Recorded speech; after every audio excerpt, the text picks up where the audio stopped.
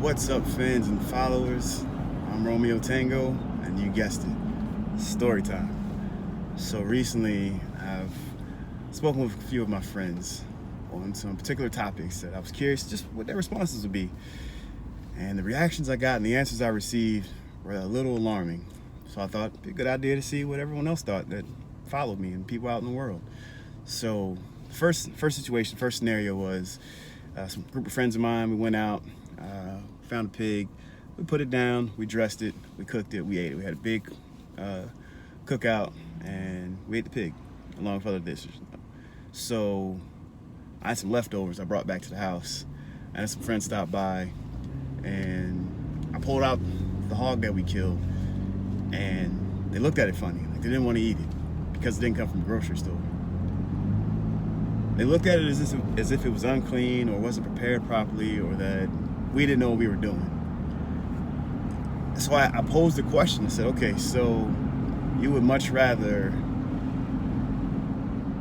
eat something or ingest something from a store that you have no idea what it's gone through in the process of it coming from wherever it came in the world, because you don't know, to being on the shelf in that store, which again, you still don't know, to being in your kitchen and you prepping it, where I can tell you exactly every single thing that happened with this pig from start to finish because we were there, we did it ourselves. And you think that this is unclean versus what you buy in the store.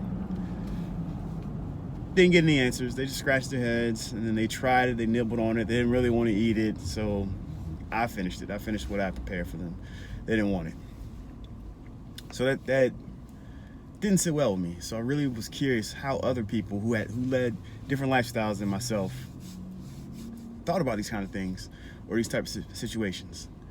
So I called another friend this morning actually, and we talked while I was running around running errands, and I wanted to know what they thought about or how they would prepare themselves or if they're prepared for this situation.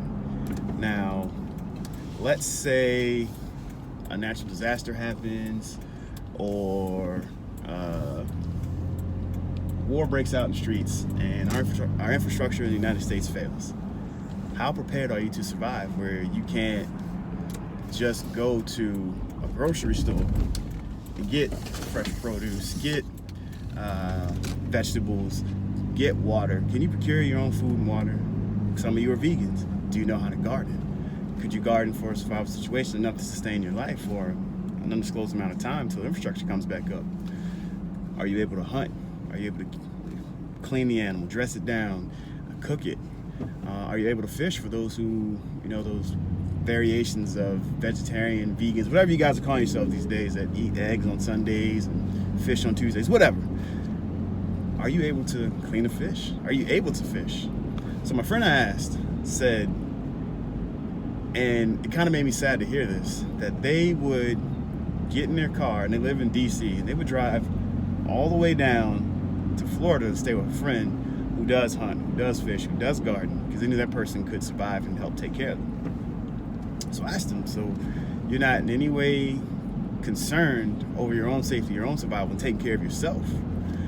And didn't get any type of response that I could note and share with you from them. It was something I could see the gears turning in their head, or I could hear the gears turning in their head because we were on the phone. So then I posed this next scenario, or added to the scenario, the equation is, what if the infrastructure's out?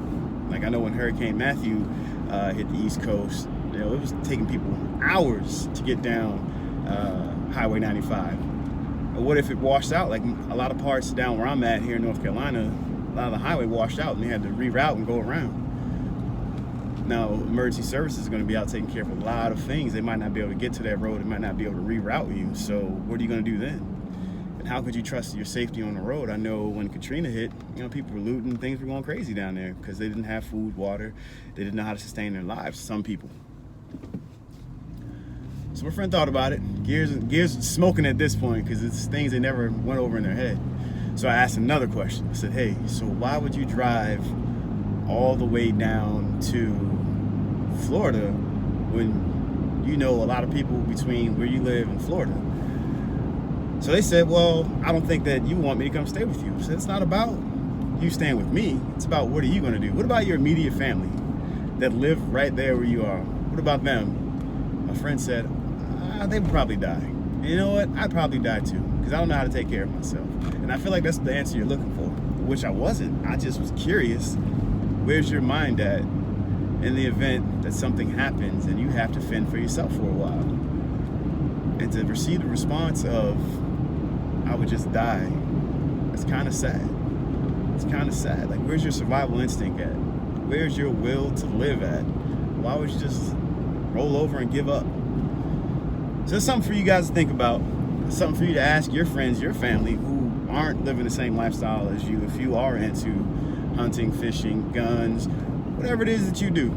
Just the average person that goes to work, comes home, goes to the grocery store because they know it's open, goes home, cooks because they know they can. Or maybe they can't cook. Some people can't cook these days.